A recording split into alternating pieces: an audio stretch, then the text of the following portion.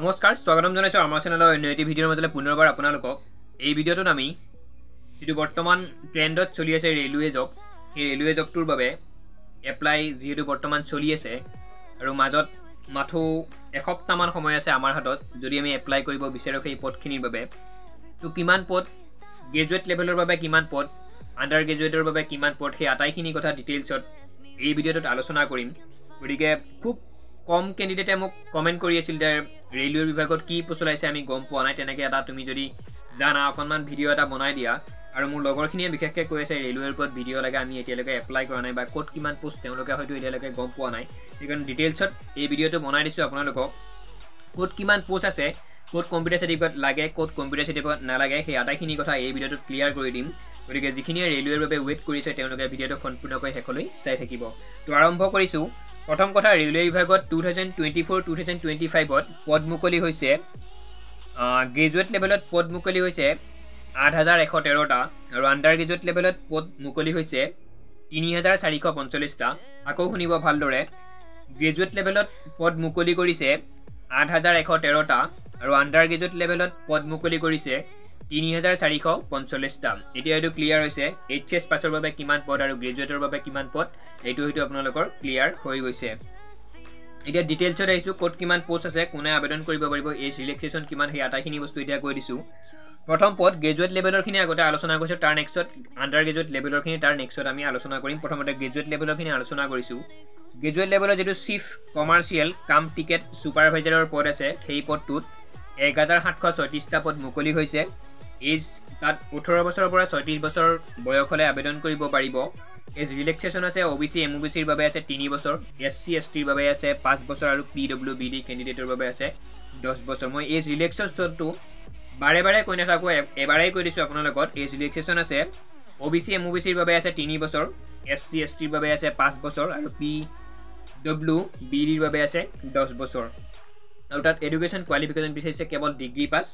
আপুনি BA BSc BCom জিএ complete কৰিছে কোনো কথা নাই কোনো পাৰ্সেন্টেজৰ কথা নাই তাত কেৱল আপুনি ডিগ্ৰী পাস কৰিব লাগে আৰু যদি আবেদন কৰিব বিচাৰে আপুনি আবেদন কৰিব পাৰে তাৰ নেক্সটৰ পোষ্টটো হৈছে ষ্টেচন মাষ্টাৰ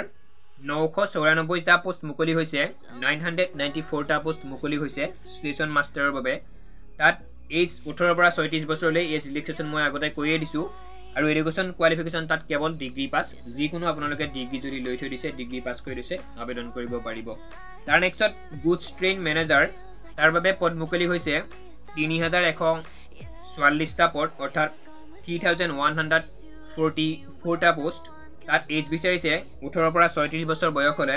আৰু এডুকেশন কোৱালিফিকেশন তাতো কেৱল ডিগ্ৰী পাস আপুনি যদি ডিগ্ৰী পাস কৰিছে সিম্পল ডিগ্ৰী পাস তেনে হলেও এই পদখিনিৰ বাবে আবেদন কৰিব পাৰিব তাৰ নেক্সট পদ আছে জুনিয়ৰ একাউন্ট এসিস্টেন্ট কাম টাইপিষ্ট তাত পদ মুকলি হৈছে 1505 টা পদ এজ একে 18 পৰা 36 বছৰলে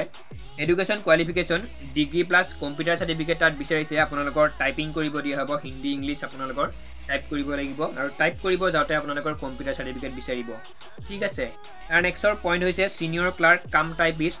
তাত আপোনালোকৰ 732 টা পদ মুকলি হৈছে তাতো বয়স বিচাৰিছে 18 পৰা 36 বছৰলে আৰু এডুকেশন কোৱালিফিকেশন ডিগ্ৰী প্লাস লগতে আপোনালোকৰ কম্পিউটাৰ সাৰ্টিফিকেট কাৰণ কম্পিউটাৰ সাৰ্টিফিকেট এই কাৰণে লাগিব আপোনালোকে টাইপিং কৰিব লাগিব আৰু আপুনি টাইপিং কৰিব যাওতে আপোনাৰ কম্পিউটাৰ সাৰ্টিফিকেট তেওঁলোকে বিচাৰিব এইখিনি আছিল গ্ৰেজুৱেট লেভেলৰ অৰ্থাৎ যিখিনিয়ে ডিগ্ৰী লৈ থৈ দিছে বিএ বিএসসি বিকম বা কম্পিউটাৰ যিকোনো ডিগ্ৰী আছে তেওঁলোকৰ বাবে এইখিনি আছিল গ্ৰেজুৱেট লেভেলৰ এতিয়া আহিছো আমি আন্ডাৰ গ্ৰেজুৱেট লেভেলৰ অৰ্থাৎ এইচএস পাছৰ বাবে যিখিনি পদ আছে সেইখিনি এতিয়া কৈ দিছো প্ৰথম কথা কমাৰ্শিয়েল কাম টিকেট ক্লাৰ্কৰ বাবে পোষ্ট মুকলি হৈছে 2022 টা আৰু তেওঁলোকৰ বয়স বিচাৰিছে ইয়াত অলপ বয়সটো কম 18 পৰা 33 বছৰ যিখিনি ক্যান্ডিডেট আছে তেওঁলোকে আবেদন কৰিব পাৰিব এজ ৰিলেক্সেশন একেই হয় এবিসি এমওবিসিৰ বাবে আছে 3 বছৰ এসটি এসটিৰ বাবে আছে 5 বছৰ আৰু পিডব্লিউবিডিৰ বাবে আছে 10 বছৰ তাৰ নেক্সট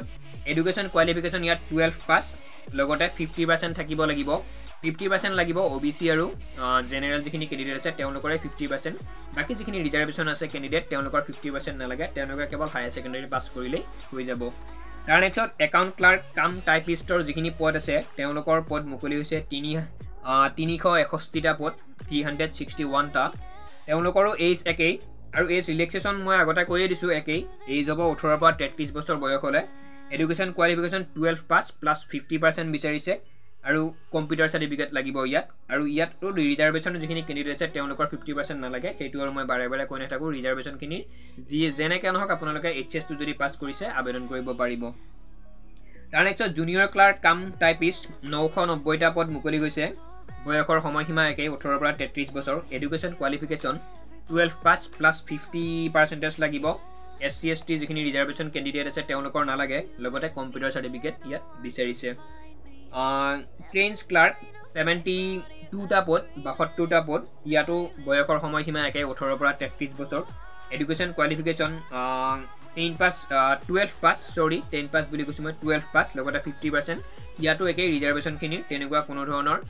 50%ৰ প্ৰয়োজন নাই তেওঁলোকৰ 40 30 যিকোনো পাৰ্চেণ্টেজত তেওঁলোকে পাছ কৰিলেই হ'ল লগতে OBC আৰু MBC খিনিৰহে বা জেনেৰেলখিনিৰহে 50% বিচাৰিছে এইখিনি আছিল ডিটেইলছত পদখিনি আপোনালোকক কৈ দিছোঁ চমুকে হয়তো কিবা ভুলো হৈ যাব পাৰে আপোনালোকে কমেণ্ট কৰিব যদি কিবা ভুল হৈছে তাৰপিছত মেইন কথাটো হ'ল কি কেতিয়া নহয় কিমান পইচা দিব লাগিব এপ্লাই কৰোঁতে এপ্লাই যে ফিজ দিব লাগে বাকী যিমানবোৰ আমাৰ কেটেগৰী আছে বা ফিমেল আছে ফিমেলখিনি আৰু বাকী কেটেগৰীখিনি সকলো কেটেগৰীৰে 250 টকা 250 আৰু মূৰত টাঙন মাৰিছে OBC আৰু OBC আৰু জেনেৰেলখিনিৰ 500 টকা 500 টকা আকৌ কৈ দিছোঁ মই ফিমেল কেণ্ডিডেট আৰু বাকী যিমান কেটেগৰী আছে